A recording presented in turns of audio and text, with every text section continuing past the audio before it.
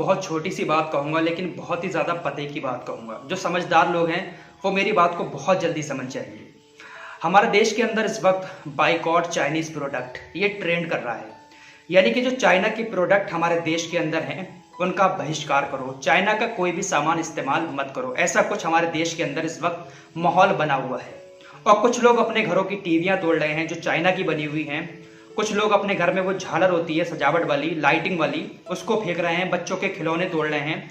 बहुत सारे सामान अपने घरों के तोड़कर ये दिखाना चाह रहे हैं कि हम कितने बड़े देशभक्त हैं। हम चाइना के प्रोडक्ट का बहिष्कार कर रहे हैं। हमारे देश के जो जवान शहीद हुए हैं हम उनका बदला ले रहे हैं अपने घरों की टीवियों को तोड़कर। अरे नादानो, हमारे देश के जवान शहीद हुए हैं। ये टीवियां तोड़ने से, खिलौने तोड़ने से कुछ नहीं होने वाला। अगर चीन को मात देनी है तो कुछ बड़ा करना होगा। हमारे देश के कुछ लोग ये आवाज उठा रहे हैं कि चीन के सामान का बहिष्कार करोगे तो चीन की आर्थिक स्थिति कमजोर हो जाएगी और हम अपने जवानों का बदला चीन से ले लेंगे। लेकिन मूर्खों, जरा एक बात समझो, जो सामान आपके घर में और जो सामान मेरे घर में चीन का ऑलरेडी रखा हुआ है, मैं उसको तोड़ूंगा, उसको फेंकूंगा तो इसमें नुकसान मेरा होगा या चीन का होगा? जरा सोचो इस बात को। जो सामान चीन से हमारे देश के अंदर आ चुका है ऑलरेडी और वो छोटे छोटे दुकानदारों की दुकानों में रखा हुआ है, वो अपने बच्चों का पेट पालने के लिए उस सामान को बेच रहे हैं। और अगर वो उस सामान को चौराहे पर निकालकर फेंक दें तो इसमें नुकसान चीन का होगा या हमारा होगा?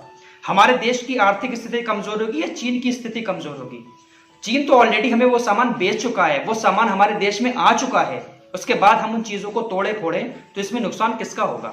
हद तो तब हो गई कि हमारे देश के एक बीजेपी के बड़े नेता वो कहते हैं कि चाइनीज फूड को भी बंद कर दो। चाइनीज फूड बनाने के लिए तेल भी हमारे यहाँ का लगता है, आटा भी हमारे यहाँ का लगता है, बेसन भी हमारे यहाँ का लगता है, सारी चीजें हमारे इंडिया की बनी हुई लगती हैं, लेकिन उसका नाम क्या है? Chinese food. तो उसको खाने पर भी बैन लगा रहे हैं कि इसको बंद कर देना चाहिए। इससे चीन की स्थिति कमजोर हो जाएगी, चीन को आर्थिक नुकसान होगा। अरे साहब, चीन को अगर आर्थिक नुकसान पहुंचाना ही है तो ऐसे नहीं पहुंचेगा। चीन को आर्थिक नुकसान पहुंचाने के लिए हमारे देश के प्रधानमंत्री नरेंद्र मोदी साहब को आगे आना पड़ेगा।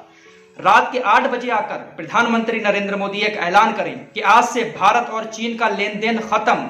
भारत चीन से कोई भी व्यापार नहीं करेगा। भारत के अंदर जितनी भी चाइनीज कंपनियां चल रही हैं, आज से उन सारी कंपनियों के लाइसेंस कैंसिल किए जाते हैं। अगर हमारे देश के प्रधानमंत्री और हमारा भारत चीन को आर्थिक नुकसान पहुंचाना चाहता है तो इसी तरीके से चीन को आर्थिक नुकसान पहुंचाया जा सकता है कि जब हमारे प्रधानमंत्री आकर ये ऐलान करें कि हम आज से चीन से सारे अपने व्यापार बंद कर रहे हैं, तब चीन को आर्थिक नुकसान पहुंचेगा। ये टीवी तोड़ने से, ये खिलौने तोड़ने से कुछ नहीं होने वाला है। एक मास्टर स्ट्रोक तो बनता है, रूबिका लियाकत, एक मास्टर स्ट्रोक तो तुम्हारा इस पे बनता है, करना जरूर।